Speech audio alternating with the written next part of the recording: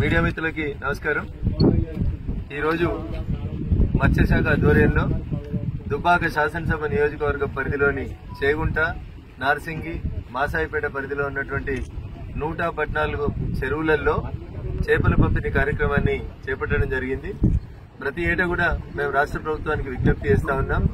June చివరిలో, July మొదటి లోపల ఈ కార్యక్రమాన్ని ప్రారంభించాలని రిపీటెడ్ గా విజ్ఞప్తి చేస్తా ఉన్నాం. అదే రకంగా చేపల్ని బయట నుంచి కొనుగోలు చేసే బదులు తెలంగాణలోనే చెరువులు, కుంటలు సమృద్ధిగా నీళ్లతోటి పొంగి పొర్లుతున్నాయి కాబట్టి ఈ చేప పిల్లల ఉత్పత్తి కేంద్రాన్ని కూడా తెలంగాణలో వీలైతే మా మల్లన్న సాగర్ లాంటి ప్రాంతం లోపల పెడితే ఈ ప్రాంతంలో ఉన్నటువంటి మత్స్యకారులకి మరికొంత ఉపాధి చేపట్టినట్టు అవుతుందని చెప్పి అనేక సందర్భాలుగా విజ్ఞప్తి చేసినాం.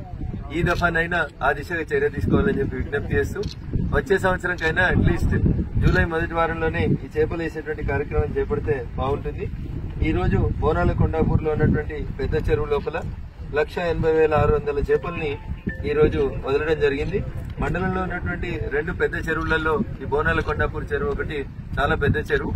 పోయిన సంవత్సరం కూడా మంచి ఫెర్టిలిటీని ఇచ్చింది. మత్స్యకారుల సంఘానికి ఇది బాగా ఉపయోగకరంగా ఉంది. మొత్తం సొసైటీ లోపల దాదాపు 50 మంది సభ్యులున్నారు. వారందరూ కూడా మంచి సంఘటితంగా వాళ్ళ జీవనాధారాల్ని, వారి ఆర్థిక స్థితిగతుల్ని మెరుగుపరుచుకునేందుకు ఈ చేపల పంపిణీని ఉపయోగించుకోవాలని విజ్ఞప్తి చేస్తూ కేవలం కొన్ని రకాల్ని మాత్రమే రాష్ట్ర ప్రభుత్వం సప్లై చేస్తా ఉంది.